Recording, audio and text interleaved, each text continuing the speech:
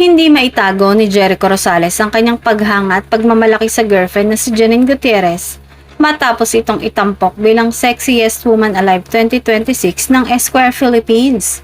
Agad na umani ng atensyon sa social media ang bagong cover ni Janine para sa kilalang magazine.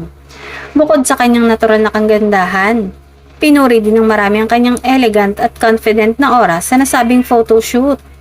Isang patunay na hindi lamang siya basta artista, kundi isang modern Filipina na may talino, lakas ng loob at sariling paninindigan.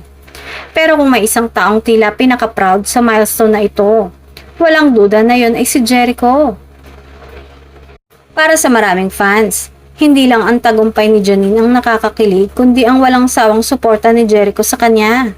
Sa bawat proyekto, event at milestone, makikita kung gaano siya ka-proud sa aktres. Matagal nang kilala si Janine sa industriya bilang isa sa mga pinakarespetadong aktres ng kanyang henerasyon. Ngunit sa kanyang Esquire cover, mas lalo pang nasilayan ng publiko ang ibang side niya. Isang kombinasyon ng confidence, elegance at quiet strength na lalong nagpatibay kung bakit siya karapat-dapat sa titulong Sexiest Woman Alive. Samantala, patuloy namang kinikilig ang fans sa relasyon ng dalawa. Tahimik man sila pagdating sa kanilang personal na buhay, hindi maikakaila ang genuine admiration at respeto na meron sila sa isa't isa.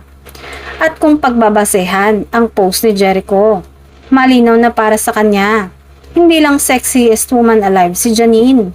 Siya rin ang babaeng nagpaparamdam sa kanya na siya ang pinakaswerteng lalaki sa mundo.